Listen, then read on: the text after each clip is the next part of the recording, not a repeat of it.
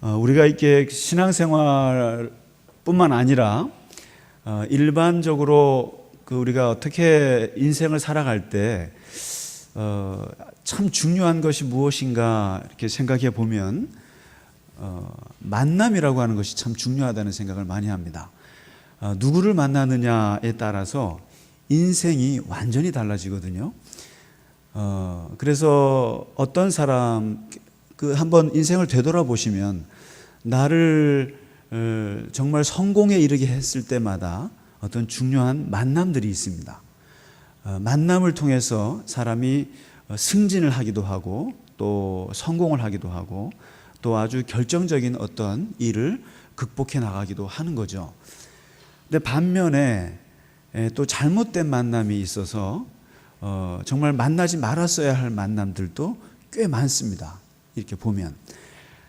근데 이 일반적으로 우리가 신앙생활이 아니더라도 그러할진데 이 신앙생활에 있어서도 만남이라고 하는 것은 정말 대단하게 중요합니다. 어떻게 보면 운명 같은 만남이 있고, 그래서 하나님께서 우리를 쓰실 때도 보면 이 만남이라는 것을 통해서 사실 씁니다.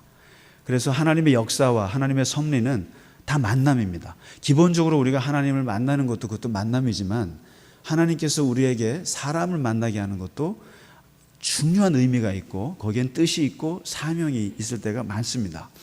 그래서 성경에 보면 이 만남도 한 두 가지가 있는 거예요. 어떻게 보면 저주가 되는 만남이 있고, 쉽게 말하면 죽음에 이르는 만남이 있는가 하면 축복이 된 만남이 있고 생명이 되는 만남이 있습니다. 그래서 한번 제가 성경을 다 찾아봤어요. 저주가 된 만남들이 어떤 것이 있는가? 가인과 아벨입니다. 형제로 만나지 말았어야 되는 거죠. 가인이 아벨을 죽였잖아요. 다윗과 사울의 만남입니다. 다윗과 사울은 장인과 사위의 사이인데 그러나 만나지 않았으면 좋았을 걸 했어요. 그렇잖아요. 그리고 다윗과 압살롬 부자지간입니다. 참 불행한 만남입니다. 압살롬이 누군지 아시나요? 반란을 일으켜서 아버지를 죽이려고 했던 아들이죠. 결국 그리고 다윗과 밧세바를 만나서 솔로몬을 낳아서 좋았다고 생각할지 몰라도 밧세바를 만나는 바람에 다윗의 후반부 인생은 다 고난의 인생이 됩니다. 아들이 반역하고 신하들이 반역하고 고난을 받습니다. 예수님과 가룟 유다를 안 만났으면 좋았을 걸 했습니다. 삼손은 데릴라를 안 만났으면 좋았을 걸 했습니다. 이런 만남들이 있습니다. 만나지 말았으면 좋았을 죽음에 이르는 만남들이 있는가 하면은 성경에 보면 축복이 되는 만남들도 굉장히 많습니다. 그를 만났기 때문에 그에게 엄청난 좋은 일들이 많이 있습니다. 요셉이 감옥에 있을 때 술 맡은 관원을 만났던 것, 그건 축복의 만남이었습니다. 그가 국무총리가 되는데 결정적인 고리 역할을 해줍니다. 롯은 그 부족하고 연약한 롯과 아브라함의 만남은 롯이 소돔과 고모라에서 온 가족이 죽을 뻔했을 때 아브라함 덕에 살아나죠. 모세는 바로의 공주를 만나지 않았으면 그는 일찌감치 태어난 지 석 달 만에 죽었을 것입니다. 이디오피아의 내시는 광야에서 빌립을 만나지 않았으면 그는 평생을 교회를 다녔어도 예수 그리스도를 만나지 못했을 겁니다. 그런 복된 만남이 있습니다. 다윗은 많은 불행한 만남들이 있지만 그가 사울 왕의 아들 요나단, 어떻게 보면 왕좌를 놓고 싸워야 할 라이벌인데도 그 요나단이라고 하는 대단한 친구를 만나서 그는 어떻게 보면 왕이 될 수가 있었습니다. 바울은 말할 것도 없습니다. 고린도 교회를 세울 때 브리스길라와 아굴라 부부를 만났기 때문에 고린도 교회를 세웠고, 유럽 최초의 빌립보 교회를 세울 때 루디아라고 하는 여자 비즈니스 우먼을 만나서 그는 그 길을 헤쳐나갈 수 있었고, 아나니아라는 사람을 만나서 회심한 바울이 눈을 뜰 수가 있었습니다. 많은 복된 만남들이 많습니다. 무엇보다도 바나바라고 하는 사람은 이 바울로 하여금 사도로서 길을 걸을 수 있도록 결정적인 역할을 해준 사람입니다. 보시다시피 우리가 하나님 안에서 하나님의 자녀로서 살아갈 때 다 우리들에게는 하나님의 사명이 있고 또 우리들을 통해서 만나는 그 만남들은 다 의미가 있습니다. 그래서 이 기독교인들은 누군가를 만날 때 항상 유의미하게 볼 필요가 있다는 거죠. 다 의미가 있습니다. 근데 오늘 읽으신 이 본문 말씀은 참 기가 막힌 만남을 소개해 주는 본문입니다. 이 두 사람이 만나는데요, 기도 중에 그것을 만나게 됩니다. 먼저 이 고넬료라고 하는 사람은 로마 제국의 군인입니다. 백부장입니다. 예루살렘 이스라엘에 파견된 백부장, 중대장이죠. 근데 이분이, 여러분 성경에 보면 백부장들이 예수님을 믿는 경우들이 꽤 됩니다. 근데 이분이 하나님을 경외했어요. 쉽게 말하면 유대교에 입교를 한 겁니다. 그래서 그냥 자기는 로마 사람이지만 이스라엘에 와다 보니까 이 유대교의 여호와 하나님에 대한 경외심이 생겼습니다. 그래서 이 사람이 유대교를 믿는데 정말 하나님을 경외하고 또 착한 일을 많이 했습니다. 백성들을 많이 구제했습니다. 그리고 무엇보다도 이 사람은 기도를 항상 했습니다. 그래서 이날도 오후 3시 기도, 여기 9시로 돼 있죠. 오후 3시 기도를 하고 있는데 환상 중에 하나님의 천사가 나타났습니다. 나타나서 너의 기도와 너의 구제와 너가 하나님을 경외하는 것이 하나님께 상달됐다. 그런데 지금은 시대가 바뀌었다. 시대가 바뀌어서 지금은 예수의 시대다.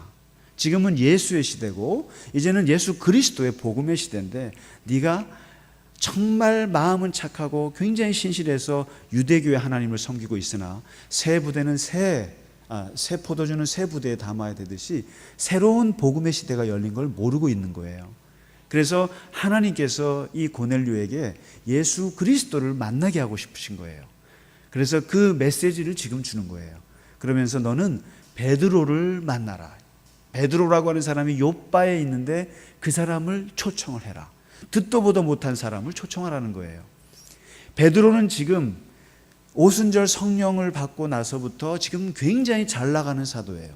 지금 아주 그냥 엄청난 복음의 불길을 일으키는 아주 핵심의 인물이 베드로예요. 그런데 그 베드로를 하나님께서 고넬료에게 만나게 하고 싶으신 거예요. 그러면서 요빠로 가서 베드로를 초청하라. 그래서 이제 하나님의 음성이니까 그 음성을 듣고 자기 밑에 사람을 보내서 요빠로 보내죠. 근데 이제 요빠의 사람들이 가까이 올 그 시점이 딱 정오 12시쯤 됐습니다. 12시쯤에 그 베드로가 있는 집에서 베드로가 이제 기도 시간입니다. 하루에 3번 기도하니까.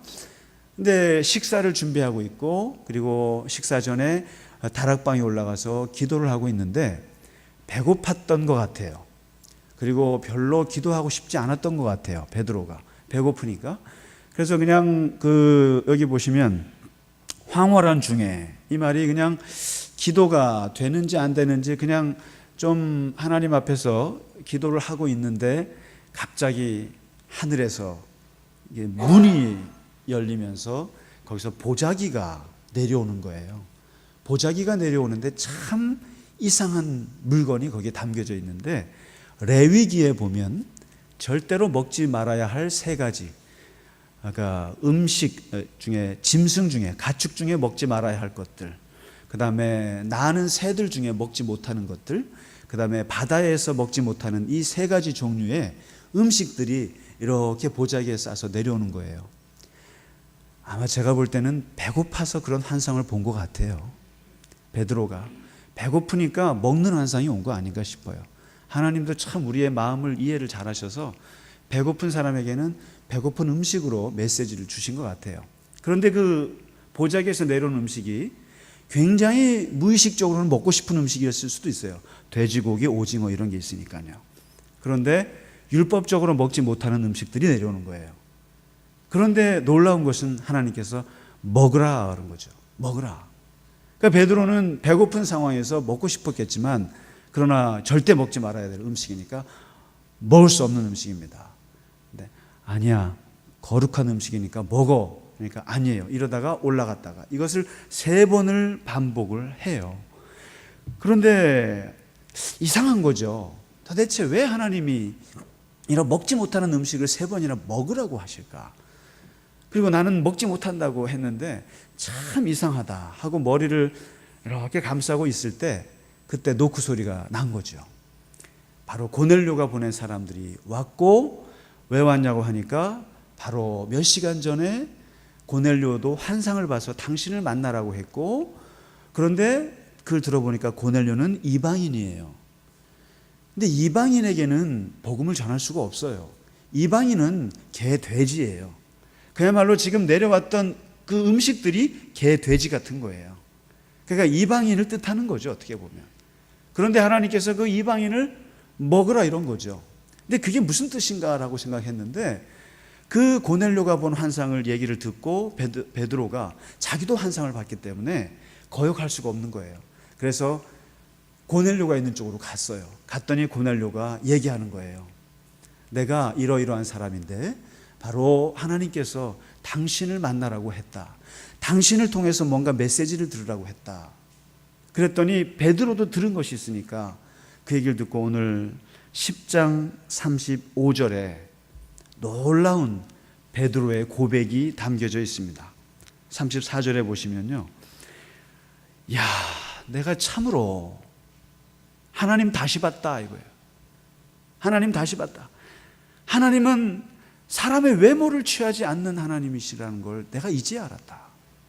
이방인이라고 하는 외모, 그것은 도저히 접촉할 수 없는 대상이잖아요. 그런데 하나님께서 하나님을 경외하기만 하면, 의를 행하는 사람은 이방인이건 여자건 장애인이건 그 누구건 간에 다 하나님께서 받으신다는 것을 내가 이제야 알았다 하고는 그 깨달음을 깨닫고 그 자리에서 베드로가 예수 그리스도의 복음을 전합니다. 예수 그리스도의 복음을 강력하게 전하고, 그 전하는 자리에서 성령이 임하면서 고넬료와 그 말씀을 들었던 사람들이 성령의 세례를 받고, 그들이 또한 물 세례를 받고 거듭나는 역사가 벌어집니다. 그 사건이 오늘 10장에 일어난 사건입니다. 이 만남, 이 고넬료와 이 베드로의 이 만남은 참 놀라운 만남이죠. 그러니까 고넬료에게 있어서 베드로는요, 예수 그리스도를 만나게 한 고리가 된 사람이에요. 그러니까 고넬료가 베드로를 만나지 않았으면 그는 예수 그리스도의 십자가의 그 복음을 받아들일 수가 없고 만나보지 못했을 거예요. 인생의 엄청난 만남이 됐습니다. 근데 반면에 베드로에게 있어서 고넬료는요, 새로운 이방 선교의 문을 열게 된 핵심적인 고리가 된 사람이 됐습니다. 베드로는 사실 고넬료가 없었으면 베드로는 그냥 유대인들에게만 복음을 전하다가 유대교로만 끝났을 거예요. 베드로는 한 번도 이방인에게 예수를 전할 생각이 없었어요. 그리고 베드로는 한 번도 이방 사람들을 위한 교회를 세울 생각이 조그만큼도 없었어요. 이 고넬료가 있었기 때문에 베드로로 하여금 기독교가 세상 이방을 향해서 나가는 엄청난 폭발력을 가지게 된 거죠. 누구를 어떻게 만나느냐에 따라서 사람이 저주를 받기도 하고 또 엄청난 길을 열어갈 수도 있다는 걸 보여주고 있습니다. 오늘 이 베드로, 정말 이 고넬료에게 있어서 이 베드로는요, 사실상 새로운 눈을 열게 된 거죠.